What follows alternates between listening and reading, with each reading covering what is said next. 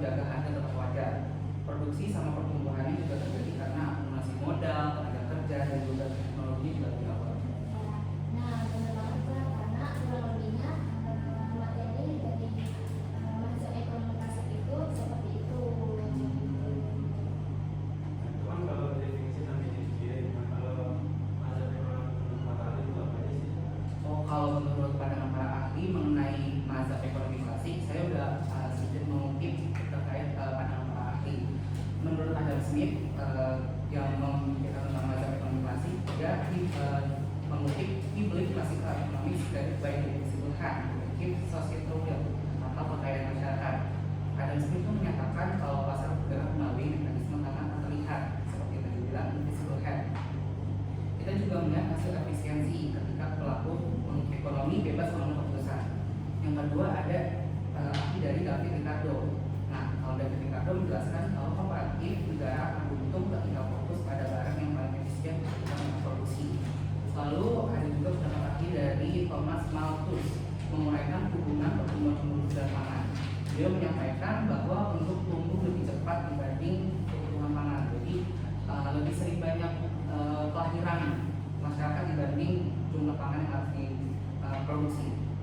Terus yang terakhir ada menurut ahli dari John Stuart Mill. Beliau menekankan kalau pentingnya kebebasan individu. Dia menilai kalau misalnya pasar bebas itu berjalan dengan baik selama tidak merugikan orang lain. Itu kalau menurut pandangan para ahli. Nah, kalau itu tadi menurut pandangan para ahli, kalau misalnya kunci-kunci tentang konsep mazhab ekonomi klasik digunakan gimana sih? Kalau menurut sih konsep-konsep yang itu ada basis fair, itu pemerintah akhirnya mendapat peraturan dan sistem hukum. Sebenarnya pasar yang tepat itu ada teori nilai kerja, nilai suatu barang ditentukan oleh beberapa kerja yang diperlukan untuk memproduksi barang tersebut. Nah, jadi itu ada mekanisme pasar. Itu keseimbangan terjadi secara otomatis melalui interaksi antara dan permintaan. Dan terakhir itu ada distribusi pendapatan yang dibagi menjadi tiga, yaitu upah, alat buruh, sewa pemilik tanah, dan laba kapitalis. Itu kan kalau konsepnya, kalau kekurangan kelebihannya apa sih? Oke, kalau untuk kekurangan dan kelebihannya itu, kalau kelebihannya mendorong pertumbuhan ekonomi, menekankan efisiensi dan inovasi. Ketiga, dasar bagi kapitalisme modern, dan yang terakhir keempat yaitu memperkenalkan dasar teori perdagangan internasional. Kalau untuk kekurangannya itu seperti terlalu optimis pada kemampuan dasar, mengabaikan ketimpangan sosial, dan yang ketiga itu tidak mampu menjelaskan krisis ekonomi besar, misalnya seperti depresi besar pada tahun 1930. Dan yang terakhir ini minim solusi untuk pengangguran masa seperti sekarang ini. Banyak yang pengangguran yang menjauh kuliah aja masih banyak pengangguran kan. Dan untuk pertanyaan ini, maka setelah kita bahas kelebihan kekurangan mazhab ekonomi klasik, gimana sih cara kita memperkembangkan ekonomi di Indonesia pada masa mazhab ekonomi klasik ini? Pertama itu ada periode kolonialisme. Yang dimaksud dengan periode kolonialisme adalah masa berdirinya kerajaan-kerajaan di luar Nusantara sekitar abad ke-5 sampai sebelum masa masuknya budaya secara sistematis menguasai kekuatan kepentingan politik di wilayah Nusantara. Kemudian juga sekitar abad ke-15 sampai ke-17. Jadi juga pada masa itu Republik Indonesia belum berdiri, jadi daerah-daerah dipimpin oleh kerajaan. Indonesia juga terletak di posisi geografis antara benua Asia dan Eropa serta Samudra Pasifik dan India. Itu posisi yang bagus banget buat jalan perdagangan dagang antar benua. Di masa itu juga ada periode post basic modern atau BOC. Belanda yang saat itu menganut saham dengan Inggris dan menanyakan hukumnya di Hindia Belanda. Belanda menolak wewenang untuk mengatur ibu Belanda kepada VOC, sebuah perusahaan yang didirikan dengan tujuan untuk menghindari perbedaan antar sesama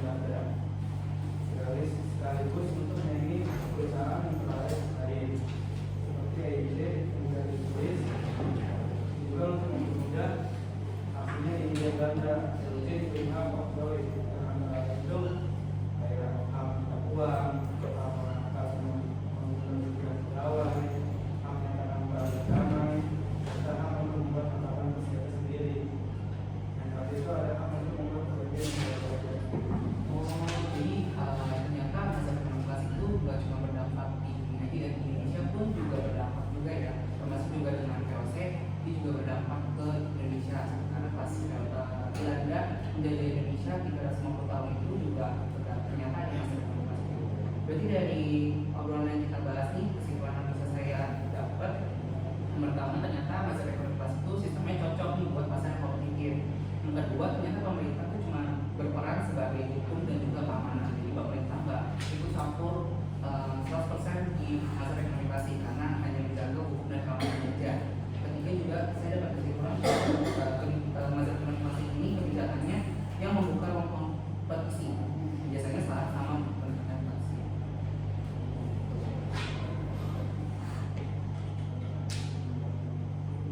Mungkin dari kelompok kami seperti itu aja Pak. Mungkin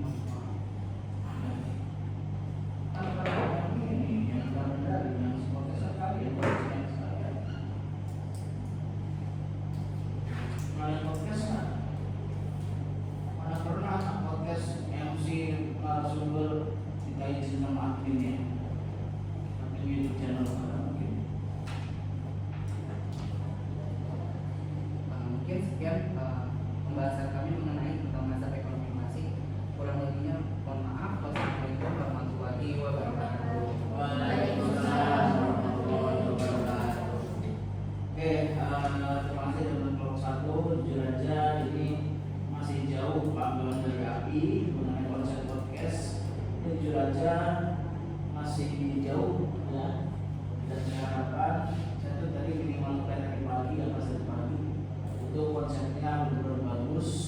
Hanya saja rencana dari pagi itu adalah cara menyajikannya yang eksekusinya kurang bagus ya, masih textbook dengan macam itu. Kalau yang hari ini yang klasik kelompok 1 jujur aja apa ya, nggak bikin orang tertarik gitu, udah terlalu satu terlalu kaku, kedua textbook banget, apa namanya, konsepnya nggak jelas.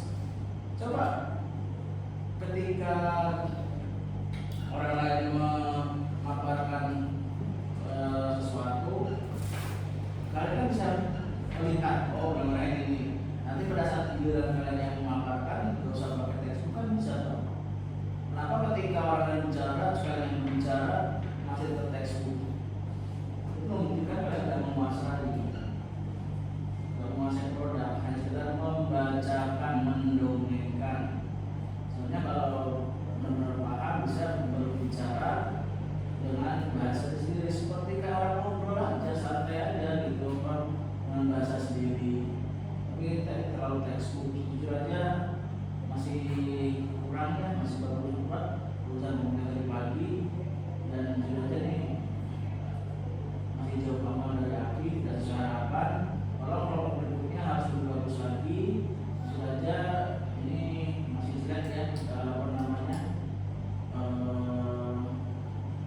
WhatsApp-nya ya. Coba banyak-banyak sering nonton WhatsApp ya, banyak-banyak nonton WhatsApp.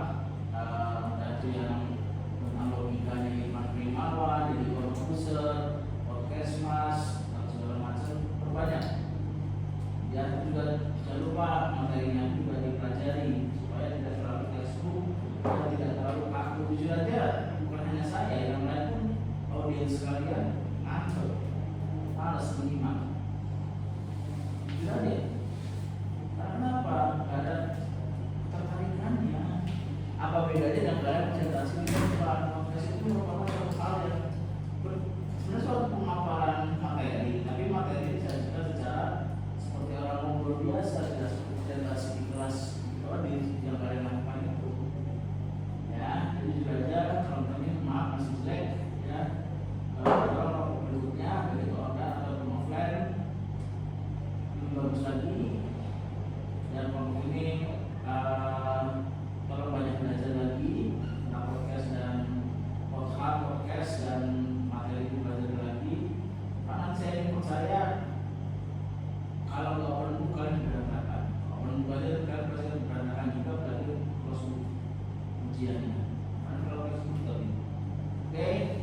kasih teman-teman kelompok 1 dan silakan menuju ke tempat.